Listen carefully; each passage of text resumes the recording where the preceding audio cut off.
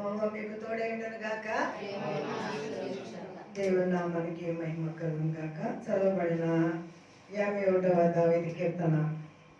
దావీదు పశ్చాత్తాపంతో రచించిన కీర్తన.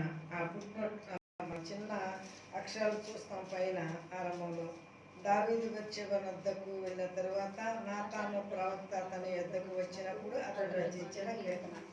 అంటే దావీదు ఒక తప్పు చేశాడు. ఆ తప్పు తను తెలుసుకునేటట్లుగా ప్రవక్త అయిన నాతాను దావీదు దగ్గరకు వచ్చాడు. పిల్లలు వినండి, కథ చెప్తాను. దావీదు రాజు చాలా గొప్ప భక్తి కలిగిన రాజు, చాలా ప్రార్థనాపరుడు. అయినా అపవాది దావీదుని శోధించడానికి కారణం ఏంటి అని అంటే, యుద్ధం జరుగుతున్న సమయంలో దావీదుని యుద్ధానికి రావద్దని సైన్యాధిపతులు ప్రమాణం చేయించుకున్నారు. ఎందుకంటే అంతకుముందు యుద్ధంలో క్షణంలో దావీదు మరణం నుండి తప్పించుకుంటాడు. దావీదుని చంపాలని ఒకడు చాలా ఒక పెద్ద ఈటె విసురుతాడు. ఆ రెప్పపాటులో దావీదు ఆ మరణాన్ని తప్పించుకుంటాడు. అప్పుడు ఈ సైన్యాధిపతులు అంటారు, రాజా, మేము 10,000 మంది చనిపోయినా పర్వాలేదు, కానీ నువ్వు అక్కడ బ్రతకాలి. ఎందుకంటే నువ్వు లేకపోతే రాజ్యము సన్నగిలిపోయి పరాయి పాలైపోతుంది. కనుక మీరు యుద్ధానికి రావద్దు, యుద్ధం మేమే చేస్తాం అని చెప్పి దావీదుని యుద్ధానికి రావద్దని చెప్పి ప్రమాణం చేయించుకొని వాళ్ళు యుద్ధానికి వెళ్ళారు. దావీదు యుద్ధ సమాచారం తెలుసుకోవాలని ఆశతోటి ఆయన ఏం చేశాడంటే, పైకి వెళ్ళి యుద్ధ సమాచారం తెచ్చేవాడు ఎవరన్నా కనబడతారేమో అని చూస్తున్నాడు. అంతవరకు ప్రాబ్లం లేదు. సహజంగా దావీదు ఎక్కువ ప్రార్థనలో ఎక్కువ తన సమయాన్ని గడుపుతూ ఉండేవాడు. మనకు తెలుసు కదా, దినానికి 7 మార్లు దేవుని స్థుతించేవాడు అనమాట.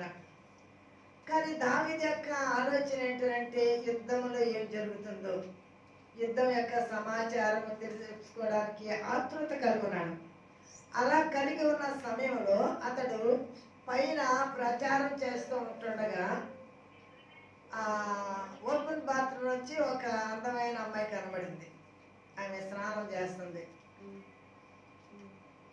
దావీదు చాలా భక్తి గలవాడు, చాలా మంచివాడు. కానీ ప్రార్థన చేయవలసిన సమయంలో ప్రార్థన చేయని కారణాన్ని బట్టి శోధకుడు దావీదుని శోధించాడు. అందుకే యేసుప్రభు అన్నమాట, మీరు శోధనలో ప్రవేశించకున్నట్లు మెలకువ కలిగి ప్రార్థించండి. ప్రార్థన చేయవలసిన సమయము ప్రార్థన చేయకుండా తన ప్రచారం చేస్తూ ఉంటే ఒక అమ్మాయి, అందమైన అమ్మాయిని చూశాడు. ఇప్పుడు చూసిన వెంటనే నేత్రాశ, అది పాపం. నీ పొరుగు వారి భార్యనైనను, అతని దాసినైనను, అతని ఎద్దున, అది ఏదైనా సరే నీ పొరుగు వారిని ఆశించొద్దు. అది ఆజ్ఞ, 10వ ఆజ్ఞ. దానికి తెలుసు ఆజ్ఞలు బాగా. కానీ అపవాది శరీరాశ. మొదటిది నేత్రాశ, 2 శరీరాశ, 3 చీయోపునమ్మనే వాసని, ఏం చేసినా చెబుతుంది అని అనుకున్నాడు. ఆ అమ్మాయిని పిలిపించుకున్నాడు, ఆమెతో పాపం చేశాడు. ఆమెకు కావలసిన మంచి వస్త్రాలు, డబ్బు, వరహాలు, బంగారం ఇచ్చి పంపించేశాడు. ఒక్కసారి కదా, అదేం కాదని అనుకున్నాడు. కానీ ఆమె కన్సీవ్ అయిపోయింది, గర్భవతిని కబురేస్తుంది. కబురేస్తే ఇప్పుడు ఏం చేయాలి? ఇప్పుడు తన భర్త యుద్ధంలో ఉన్నాడు, ఉరియా. యుద్ధం నుంచి ఉరియా నడిపించి, నువ్వు వెళ్ళి నీ భార్యతో సంతోషించరా అని పంపుతాడు. కానీ అతడు వెళ్ళడం. 2వ రోజు కూడా బాగా మంచి ద్రాక్ష రసం పట్టించి, నువ్వు వెళ్ళి ఉరియా నీ భార్య దగ్గరికి వెళ్ళి సంతోషంగా 2 రోజులు గడుపు వెళ్ళి అంటాడు. యోవాబును మందస్తమును యుద్ధములో ఉంటే భార్య దగ్గరికి వెళ్ళి సంతోషించడానికి ఇది సమయం. నేను అలాంటివాడు కాదు, యుద్ధ నీతి కలిగిన వాడు, కనుక నేను వెళ్ళనంటాడు. 3వ రోజుకి ఇంకా అతనికి చాలా ద్రాక్షారసం, రాజు త్రాగే ద్రాక్షారసం, మంచి ఆహారం పెట్టి 3వ దినం కూడా వెళ్ళమని అతన్ని ప్రోత్సహించడానికి మరి వాళ్ళు చెప్తాడు. కానీ అతను అక్కడ నిద్రపోతాడు, కానీ వెళ్ళడం. ఇంకా విషయం ఏం తెలిసింది, ఇతను వెళ్ళడు. ఇప్పుడు ఏం చేయాలి అర్థం కావాలా. ఇతడు బ్రతికి ఉంటే ఆ అమ్మాయి చేసింది తప్పన్న సంగతి అతను సమాజంలో చెప్తాడు. అది తప్పు కనుక ఆమె రాళ్ళతో కొట్టి చంపుతారు, లేదా తప్పు ఎక్కడ జరిగిందని తెలిస్తే రాజుని బట్టి రాజుకు అవమానం వస్తుంది. అందుకనే యుద్ధానికి పంపిస్తూ ఒక ఉత్తరం రాసి పంపించాడు యోవాబుకి. యుద్ధం ముమ్మరంగా ఉన్న స్థలంలో ఉరియాని పెట్టని. ఉరియాకి యుద్ధం నేర్పరి కాదు, కానీ నమ్మకస్తుడు, యథార్థవంతుడు, నీతి గలవాడు. రాజాజ్ఞ ముమ్మరంగా ఉన్న స్థలంలో యూరియాని పెడితే తప్పించుకోవడం తెలియదు, యుద్ధ మెళకువలు తెలియదు. యూరియాకి చనిపోయాడు. చాలామంది చనిపోయారు, అందులో యూరియా కూడా చనిపోయాడు. ఆ సమాచారాన్ని రాజుకి అందజేశారు. రాజు వెంటనే తర్వాత దుఃఖ దినాల్లో తీరిన తర్వాత ఉరియాని తన ఇంటికి రప్పించుకున్నాడు. తన వివాహం చేసుకున్నాడు భార్యగా. ఈ విషయాలు మామూలు సమాజానికి ఎవరికి తెలియదు. ఎవరికి తెలుసు? దేవుడికి తెలుసు, ఉరియాకి తెలుసు, క్షమించండి బత్షెబకి తెలుసు, దావీదుకి తెలుసు. ఇక మిగిలిన వాళ్ళు ఎవరికి తెలియదు. మిగిలిన వాళ్ళు అనుకున్నారు రాజుగారు చాలా మంచి అయినా పాపం భర్త చనిపోతే విధవరాలని పోషించడానికి భార్యగా వివాహం చేసుకున్నాడు అని అనుకున్నారు. కానీ దేవుడు నాతాను పంపించి ఇప్పుడు కథ చెప్తాను కదండి. రాజా ఒక ఊరిలో ఒక జమీందారు ఉన్నాడు. ఆ జమీందారికి 100 గొర్రెలు ఉన్నాయి. ఒకరోజు వాళ్ళ ఇంటికి ఒక అతిథి వచ్చాడు. అతిథి అని అంటే ఒక చుట్టం వచ్చాడు. ఆ చుట్టానికి విందు చేయాలని అనుకున్నవాడు తనకున్న 100 గొర్రెల్లో ఒక గొర్రెని వధించి విందు చేయకుండా ఆ ఊళ్ళో ఒక పేదవాడు ఉన్నాడు. ఆ పేదవాడికి ఒకే గొర్రె ఉంది. ఆ గొర్రెని చాలా ముద్దుగా పెంచుకుంటూ ఉన్నాడు. ఆ గొర్రెని తీసుకుని వచ్చి ఈ రాజు వధించి ఆ యొక్క చుట్టానికి విందు చేశాడు. ఇది న్యాయమా అని అడిగాడు. ఎవరు నాతాను ప్రవక్తైన. రాజు చాలా కోపం వచ్చింది. ఇది అన్యాయం. గొర్రెకు బదులుగా 4 గొర్రెలు ఇవ్వాలి. అతడు నిశ్చయముగా మానశిక్షకు పాత్రుడే అంటాడు. వాడెవడో కాదు, నువ్వే అంటాడు. నేనా? ఏ తెలియదా నీకు? ఇప్పుడు చూద్దాం. సమూయేలు రాసిన 2వ గ్రంథము 12వ అధ్యాయము 10వ వచనం. దావీదుని హెచ్చరిస్తున్నాడు. సూత్రం చూడండి, 12వ అధ్యాయము 10వ వచనం. నీవు నన్ను లక్ష్యము చేయక హిత్తీయుడకు ఉరియా భార్యను నీకు భార్య అయినట్లు తీసుకున్నందున నీ ఇంటి వారికి సదాకాలము యుద్ధము కలుగును. నా మాట ఆలకించుము. యెహోవాకు నేను సెలవిచ్చినదేమనగా, నీ ఇంటి వారి మూలమనే నేను నీకు అపాయము పుట్టించును. నేను 13వ వచనానికి వస్తున్నాను.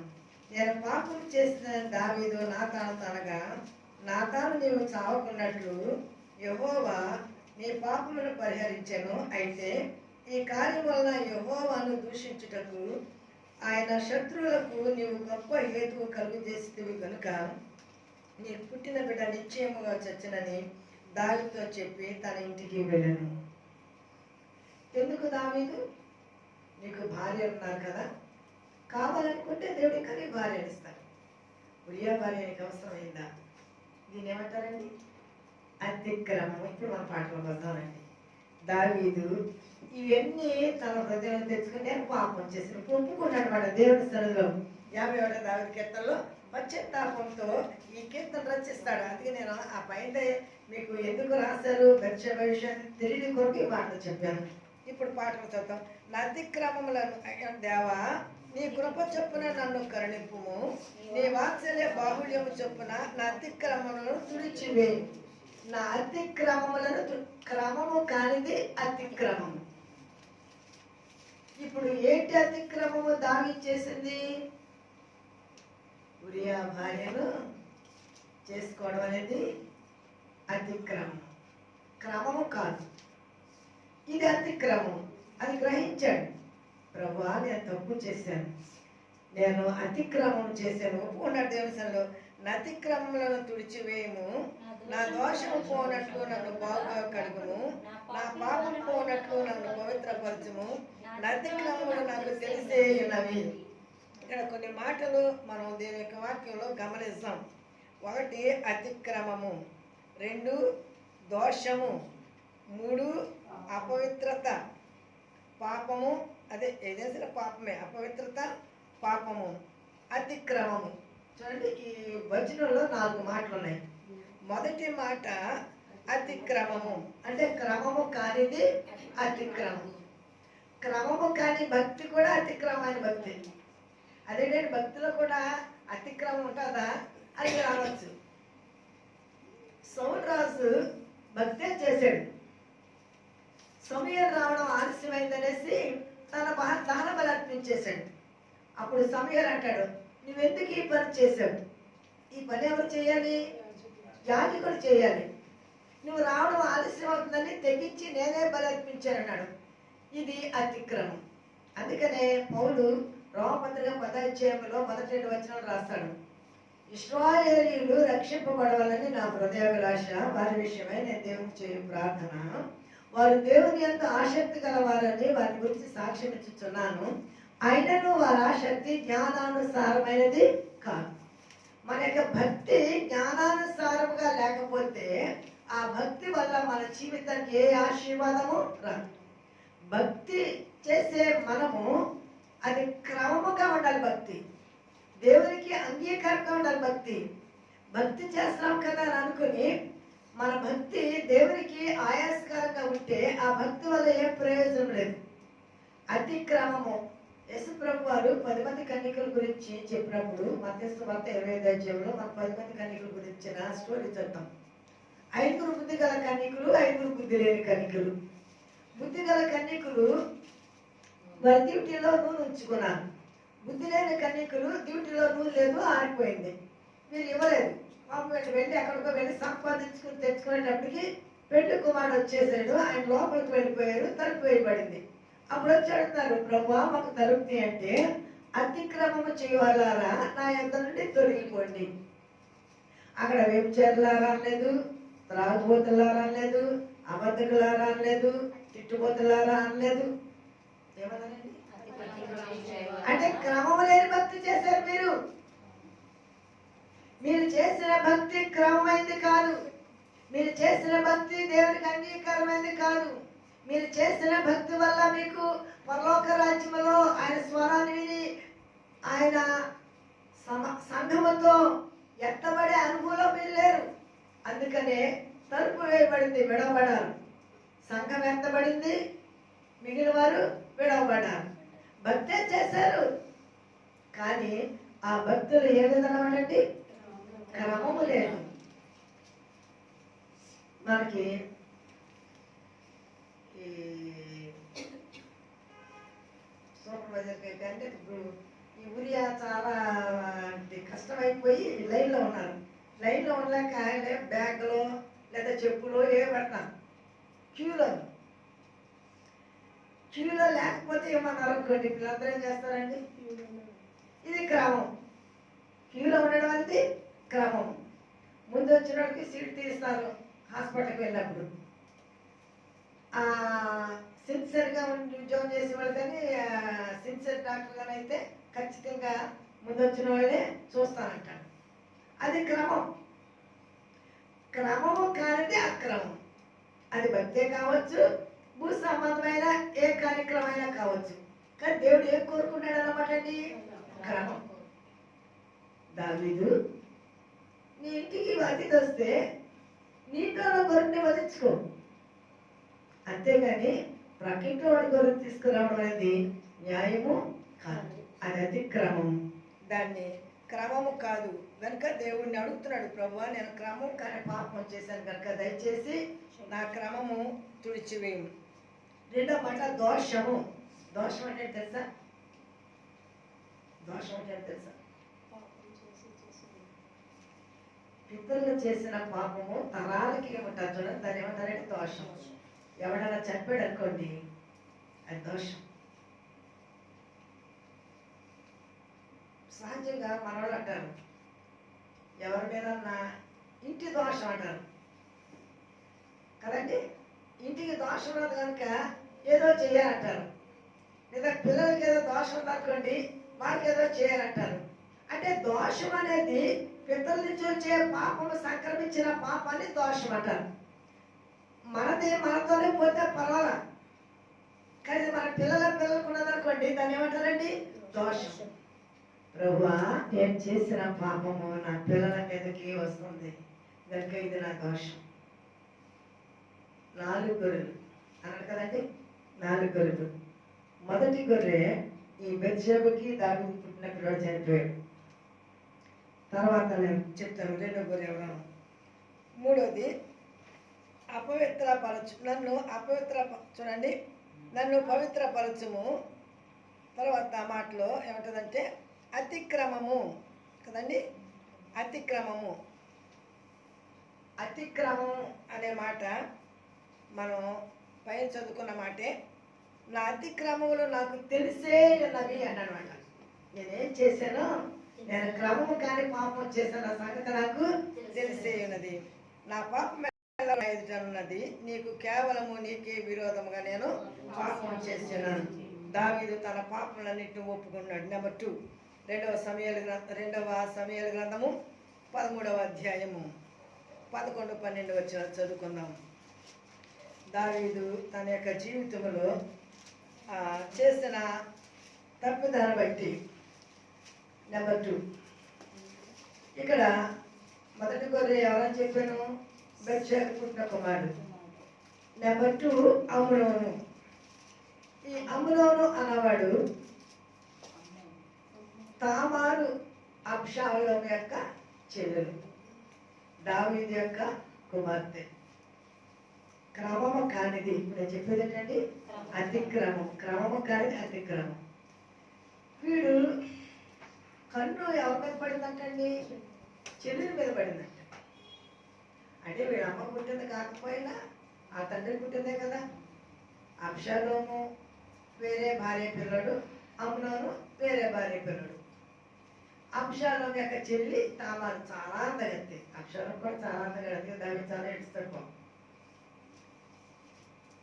వీడికి ఒకడు ఉంటాడు, ఒక చుట్టం, యెహోనాదాబు అన్నవాడు. చూడండి 4వ వచనం చెప్తున్నాను.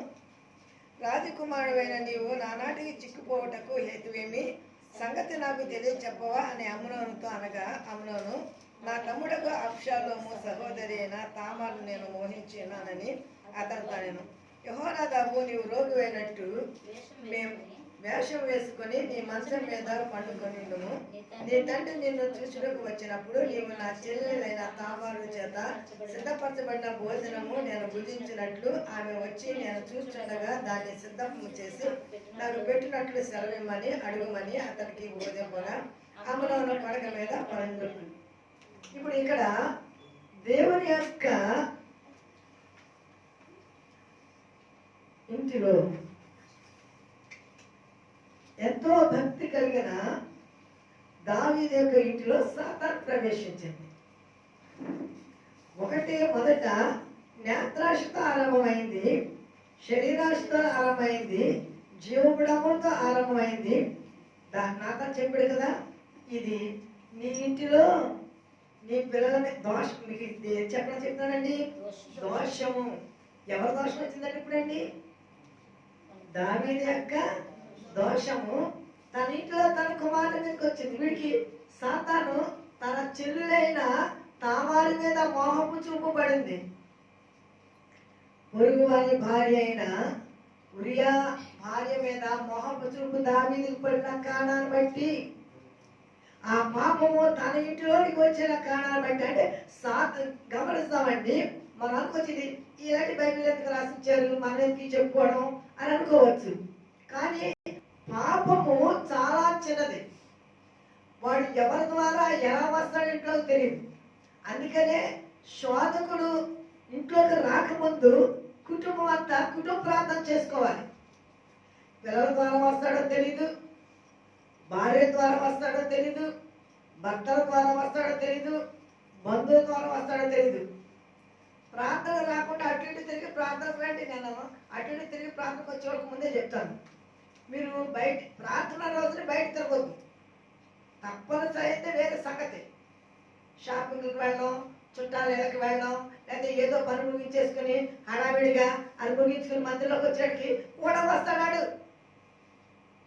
సాతానుగాడు వచ్చాడనంటే సమస్య క్రియేట్ చేస్తాడు. సాతాను వచ్చాడనంటే అసమాధానాన్ని కలిగి చేస్తాడు. సాతాను వచ్చాడంటే సమస్యని అధికం చేసి సంఘములో సాతాను తెలియకుండా చేసే పనులు సంఘానికి సమస్యలు తెచ్చిపెడతాయి. మన ఇంటికి సమస్యలు తెచ్చిపెడతాయి. మన పిల్లలకి సమస్యలు తెచ్చిపెడతాయి. దావీదు అని అనుకోలేదు. నేను రాజునే కదా అని అనుకున్నాడు. అంతవరకు అనుకున్నాడు. తన వరకు తను తప్పిదం చేసాడు కనుక దేవతలో సరి చేసుకున్నాడు, సరిపోయిందని అనుకున్నాడు. అక్కడితో వెళ్ళిపోయిందా? అది అక్కడికొచ్చిందండి. తన ఇంటిలోనికి వచ్చింది. మొదట తన చూపులోకి వచ్చింది నేత్రాశ. జీవపడమో తన హృదయంలోకి వచ్చింది. శరీరాశ తన శరీరంలోకి వచ్చింది. అది అక్కడి నుంచి ఇంట్లోకి వచ్చింది. ఇంట్లోకి వచ్చిన తర్వాత తన పెద్ద కుమారుడైన అమ్నోనుకి సహోదరి మీద విషపు చూపబడింది, పాపము చూపబడింది. వీడు బంధువే యెహోనాదాబు అన్నవాడు. మరి తప్పురా అని చెప్పాలి. ఏమని చెప్పాలండి? ఇది తప్పు. నువ్వు అన్నవు అది నీకు చెల్లి. అలాంటి ఆలోచన నీకు రాకూడదని చెప్పాలి. కానీ తప్పుడు ఆలోచించేవాడు చాలా మంది ఉంటారండి. వీడు తప్పుడు సలహా ఇస్తున్నాడు. ఏమన్నాడంటే, నువ్వు రోగి అయినట్టు మంచం మీద ఉండు, నేను పలకరించడానికి నాన్నగారు వస్తారు, అప్పుడు చెల్లి రొట్టి చేస్తామంటే నేను తినాలని నాకు ఆశగా ఉందని చెప్పు. సరే చెల్లి కదా పంపిస్తాను అని చెప్పి అలా చేసి నేను పట్టుకొచ్చినప్పుడు నీ కోరిక తీర్చుకో. ఇది వచ్చిన చెడ్డ సలహా. మీరు ఇంటికి వెళ్తే వాటిని చదువుకోండి. అంటే ఇస్తే మంచి సలహా ఇవ్వాలి, ఇస్తే మంచి మాట చెప్పాలి. అంతేగాని మనము ఎవరికి చెడు సలహా ఇవ్వకూడదు, చెడు మాట మాట్లాడకూడదు, చెడు సలహా ఇవ్వకూడదు. వీడు అలాగ చేసిన కారణాన్ని బట్టి ఈ అమ్నోను మరణానికి వీడు కారణం. వీడు ఇలా తప్పు చేయకపోతే అబ్షాలోము వీడు తప్పడం. సేమ్ అదే చేశాడు. అన్నా దయచేసి ఇది తప్పు. మనము ఇశ్రాయేలీయులు, మనం జీవము దేవుని బిడలము, ఇది తప్పు. ఒకవేళ వివాహం చేసుకోవడం నీకు ఇష్టమైతే అది తండ్రి గారితో మాట్లాడు. కానీ ఇలాంటి తప్పు చేయకూడదంటే సాతానుతో నింపబడినవాడు, పాపంతో నింపబడినవాడికి ఇంకా మంచి ఏమన్నా బోధ ఏమైనా ఎక్కుతుందా? తప్పు చేశాడు, ఆమెను బయటికి పెట్టేశాడు. అది ఏడ్చుకుంటూ వెళ్తుంది. అబ్షాలోము చూస్తాడు, అర్థమైంది. తర్వాత అబ్షాలోము ఒకరోజు సమయాన్ని చూసి రాజకుమారులకు అందరికీ విందు చేయాలనుకుని ఒక ప్లాన్ వేసాడు చంపడానికి. వాళ్ళ నాన్నగారిని అడుగుతాడు, రాజకుమారులందరూ విందు చేయాలనుకున్న నాన్నగారు మీరు సెలవు ఇవ్వండి అని అంటే, సరే అనంతపురందరూ విందు చేసుకుంటారు అన్నట్టు అని అనుకుని వెళ్ళండి అని అంటాడు. అప్పుడు అబ్షాలోము చెప్పాడు, వీళ్ళందరూ ద్రాక్షారసానికి మత్తుగా ఉన్నప్పుడు అమ్నోను గారిని చంపినట్టు. అంతే, వాళ్ళందరూ తాగుతూ ఉండగా అమ్నోన్ని చంపాడు. దేనికి చచ్చిపోయాడండి? దోషము. నేను ఏమనుకో చెప్తున్నానండి? దోషము. మన దోషం అంటే మన పిల్లల ఒళ్ళోకి వస్తామన్నాడు. తండ్రుల దోషము పిల్లల ఒడిలో కనుక దోషము అంటకుండా ఉండాలి అని అంటే మనము పాపము చేయకుండా ఉండాలి అనే విషయాన్ని మనం గమనిద్దాం.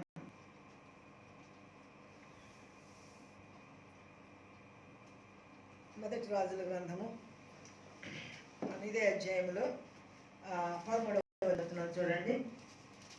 మనం చదువుకున్న 51వ దావీదు కీర్తన 13వ వచనం. అప్పుడు అతిక్రమం చేయ వారికి నీ త్రోవలను బోధించేదను, అప్పుడు నీ తట్టు తిరుగుదురు. దేవా, నా రక్షణకర్త యొగు దేవా, రక్తపరాధము నుండి నన్ను విడిపింపు. ఇది ఎక్కడి నుంచి వచ్చిందండి? రక్తపరాధం. రక్తపరాధము ఏం చేశాడు దావీదు? ఉరియా కదండి. చాలా యుద్ధాలు చేశాడండి దావీదు. కానీ యుద్ధాల్లో చాలా మంది చనిపోయారు కదా, అప్పుడు రక్తపరాధం రాలా. కానీ ఇప్పుడు ఎందుకు వచ్చింది రక్తపరాధము? కావాలని తన పాపాన్ని కప్పుచ్చుకోవడం కొరకు, తన ఉరియాని చంపించిన సంగతి దేవుడు చూశాడు. ఉరియా రక్తం అంటండి దేవుడు ఆ అపరాధం ఎవరింటి మీదకి వచ్చిందండి? దావీదు ఇంటి మీదకి వచ్చింది. చదువుదాం ఒకసారి. రాజులు రాసిన మొదటి గ్రంథము 29వ వచనంలో నాబోతు రక్తాపరాధం గురించి తర్వాత చెప్తాను. 2వ సమూయేలు గ్రంథము 11వ అధ్యాయము 14వ వచనం. 2వ సమూయేలు గ్రంథం ఇద్దరు రక్తాపరాధం చెప్తాను. ఒకటి నాబోతు రక్తాపరాధము, ఉరియా రక్తాపరాధము. రక్తాపరాధం రక్తము చిందించినప్పుడు వచ్చే అపరాధము, ఆ పాపము, ఆ శాపము, ఆ దోషము. చదువుదాం.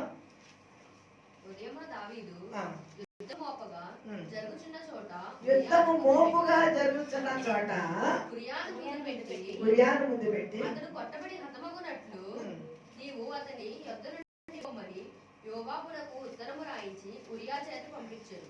ఏమండి, మరణశాసనం ఎవరి చేతిలో ఉందండి? పాపానం తెలియదు. తన మరణశాసనం తన చేతిలో ఉన్నదన్న సంగతి ఉరియాకి తెలియదు, కానీ ఎవరు తెలుసండి? దేవుడు తెలుసు. అందుకే దావీదు క్షమించడు. నువ్వు తెలిసి పాపం చేస్తే, తెలియక చేస్తే కనుక క్షమించబడతానంటాడు పౌలు. కానీ తెలిసి పాపం చేస్తే క్షమించటకు దేవుడు ఇష్టపడు. ఖచ్చితంగా పనిష్మెంట్ అనుభవించవలసిందే. నువ్వైనా నేనైనా ఎవరైనా సరే. దేవుడు న్యాయవంతుడు. ఎందుకంటే సాతాను కదంట, మా తప్పు చేస్తే వాళ్ళకి శిక్షించావు కదా, మరి నీ భక్తుడు, నీ చుట్టం, నీ బంధువు అనేసి తప్పు చేస్తే నువ్వు శిక్షించవా అంటాడట.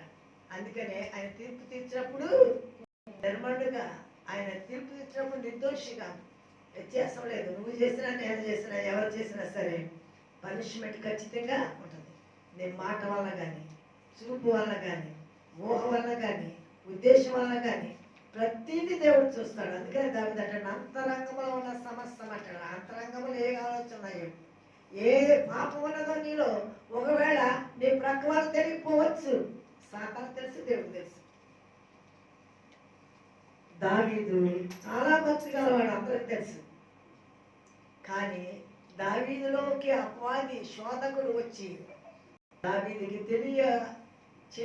చేయాలని చేయలేదు అనుకోవడం కాదు. ఇది తన తప్పిదమును కప్పిపెట్టుకోవడం కోసం ఆ యొక్క ఉరియాన్ని చంపించడానికి యోవాబుకి ఉత్తరం రాసి పంపించాడు.